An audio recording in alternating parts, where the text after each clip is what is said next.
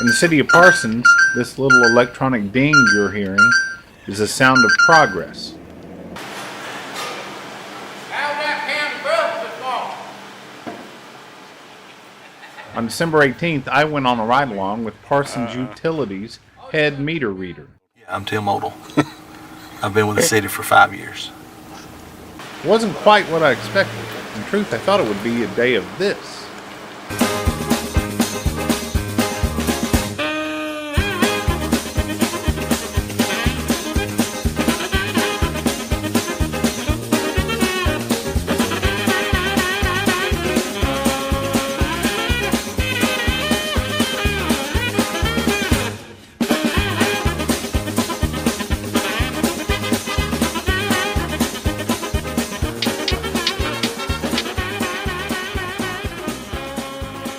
So that's one reading. That's one reading. And now it's reduced to a driving by and a 2 seconds. Beep. beep. Keep going. This is how we read meters in Parsons now. This meter right here always takes a minute. Got it.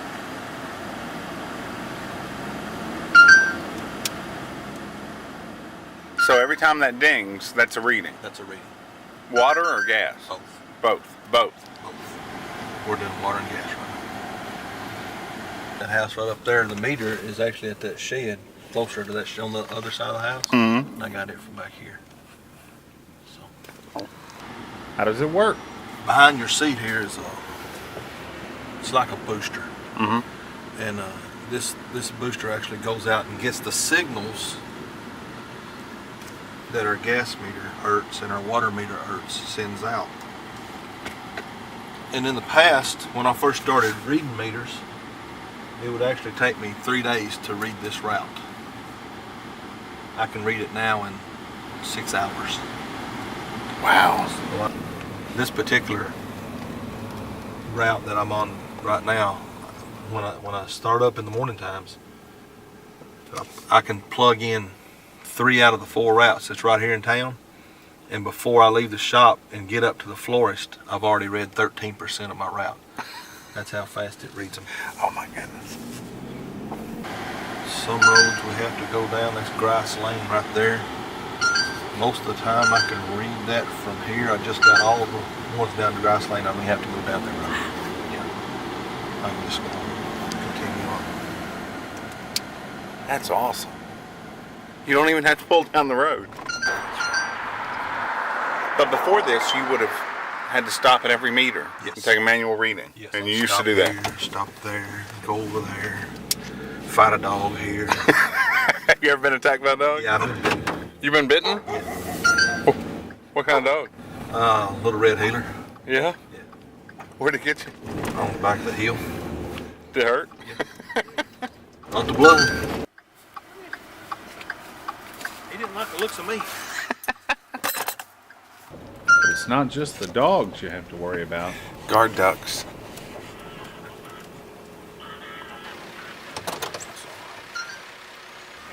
And don't forget the goats. Not that you could.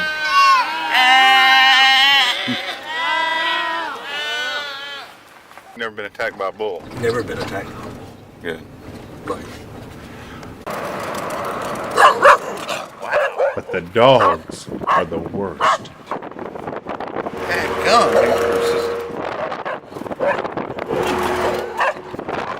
Might catch him smacking into a tree.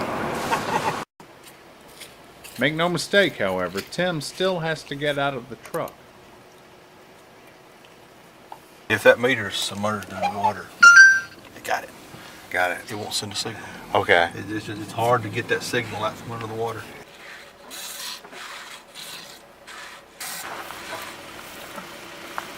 But this is part of the old way of doing it too.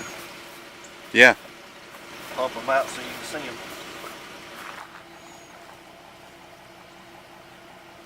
Another good feature about this system is if I put in a number, if I put in less than what was previous, it'll ask me if I'm sure. And then I can go back and look at the meter and say, no, I'm not sure. I put it in the wrong number.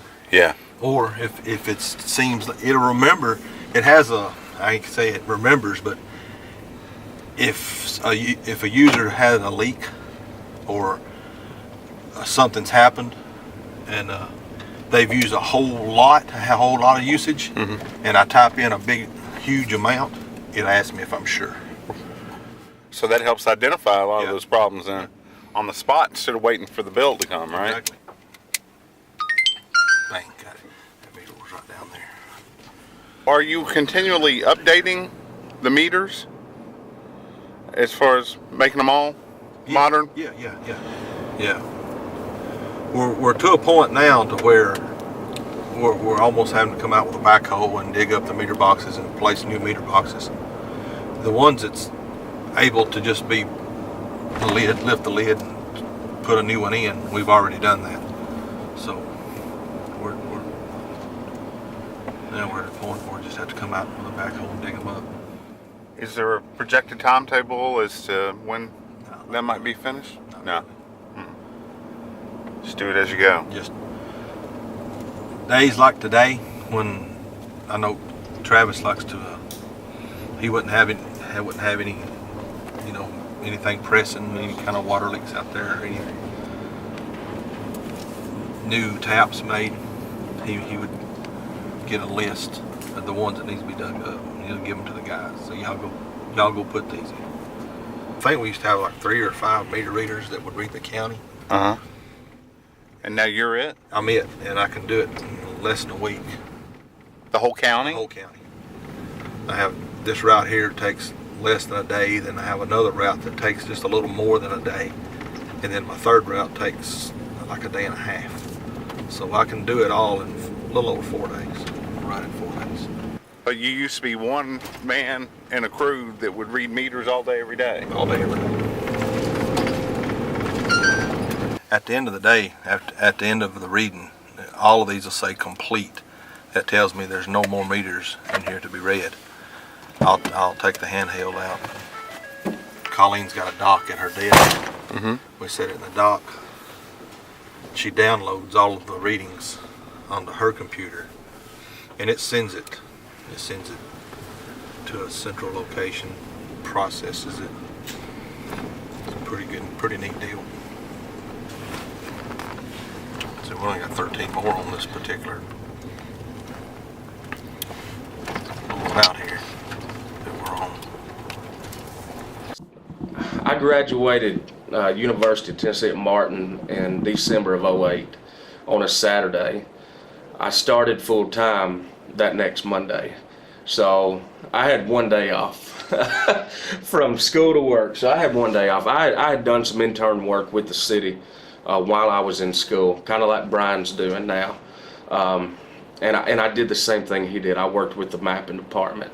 Actually, Tim David kind of formed a mapping department through me, and we've since I've been in the position I'm in now, we have had somebody here fooling with and working in our mapping department.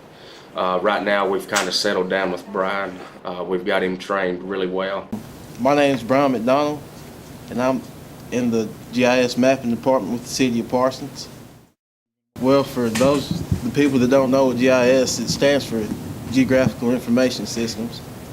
And what it is I collect data and put it on the map so it'll be useful to the guys out in the field. Say if they need to know what side of the road the gas is at or the attributes, well, any information about the service or the meter, I'll be able to click, get on here and show them and tell them. Brian, what he does is on a day-to-day basis, our guys are out doing new stuff. We're finding new stuff as far as lines in the ground, manholes that have not been found in a long time. What he does is, okay, say our guys go out and put in a new gas line. What they do is they bring in their drawings and they give them to him. So he takes paper drawing and basically turns it to digital. I go out and GPS, say they're working on a gas leak or something. I'll take a handheld out. It's called a Trimble. It collects data. And I'll come back in here and download it and put it on the map and sort it to where it's a little organized, so we'll be able to tell if they used a 1/4-inch brass coupling, or what happened. Was it a leak, or if somebody ran over a gas meter? Right now I'm on the gas map, and for an example scenario, say that one of our call guys are out and they need to know what side of the road the gas is on. You see here, I got the main line on here, and here's the service. But you probably noticed there's different colors. I have different colors for different size lines. Okay. One thing that he did do is we had a whole bunch of service cards that some guys had found. It's like 3,000 service cards. So he took all those service cards and all that information off those service cards and put it on our map. You know, the culture here in the past, I believe, is I know it all, and that's for you to find out. You know, we're not that way anymore. We want to share our information. We've shared information with the 911 department as far as fire hydrant information. They've shared information with us. Anytime Decaturville needs anything, you know, we offer our services to them. But we're trying to get everybody involved in our mapping. Even up to the office up here. I mean, it's what we do is when gas customers come in and they ask if they can get a gas tap, Brian will pull it up on his map and say, yes, we've got a gas line in this area, no problem. You know, we're used to, they would have to write it down, call us, we'd have to go check on it. We can look on our map now and say, without a doubt, you can get gas. I feel like we're way far ahead. To be Parsons, this little town of Parsons, we are way advanced in technology. I think you've rode with Tim this morning, and it is amazing how that thing reads now. As you can see, that handheld's just picking them up left and right, and it's a big time savings and money savings. How happy were you when this technology came along? When the salesman came down and me and Mayor and Lee rode with him and he showed us how it actually worked, I was like, please get it, please get it, please get it, please get it.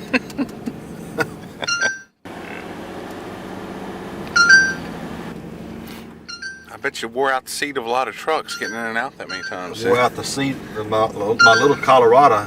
The seat was worn down and the metal was shown through, and I wore the seat out of my pants. It tore my pocket off. Every pair of jeans I own, I got the pockets out of it where I could get in and out of the truck. Yeah. What about the new CNG truck? The new truck is awesome. What size motor? It's a 6-cylinder.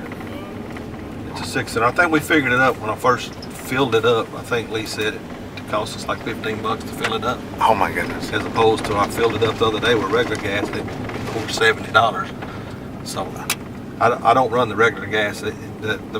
It tells me to run it every now and again to keep all the seals and stuff lubricated. Uh-huh. So I do, but I don't. That was only the second full tank I've ever put in it of regular gasoline. Uh-huh. I run it on natural gas 99% of the time. Where do we go from here? The plan is, I think we're going to get a big monitor back in the meeting room. What we'll have is we'll have a monitor up with our water map, our gas map, our sewer map, and they're out there every day. So what they'll do in the morning when they get their orders from Travis, they'll look at the map and say, well, the map's showing it right here, so it should be no problem to go out there and find it. In the future, when we get to where we want to be with this technology, they'll be able to take any kind of tablet, iPad, anything, and use this program out in the field where they don't have to call me. They'll be able to go out there all those yellow dots and put in the address, whatever they need to know, and just look it up. We're not even close to getting all of the meters converted over. Once we get all the meters converted over, there's no doubt in my mind we'll get it all in half a day easily. Eventually, we may set up points to where in a specific area will send all those readings to a central location, and then it will just hop through satellites to our office, so there won't be any drive-bys reading. It'll all send it straight to the office. Have you got job security here, or are you going to finish the job before long? I'll have job security here forever because we're constantly finding new data, new things. There's lines out there that we don't even know that's there until it gets hit or something happens to it, and there's where I come in and I'll come and put that on there. Everybody was reluctant to putting these things in because they thought they were going to be losing their job. You know, well, they're taking away a meter reader's job.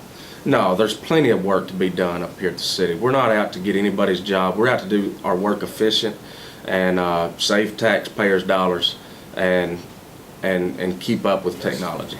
I'd say we're in the top percentile, you know, especially with small towns. Yeah, the big towns are going to be way more advanced than we are. I mean, they've got the money coming in. They can spend the money and keep up with technology. But yeah, small town, we're lucky we've got a mayor that likes technology, and he don't want to be back, you know, sitting back and making it push us. We're pushing ourselves to keep up with it. So. Dog.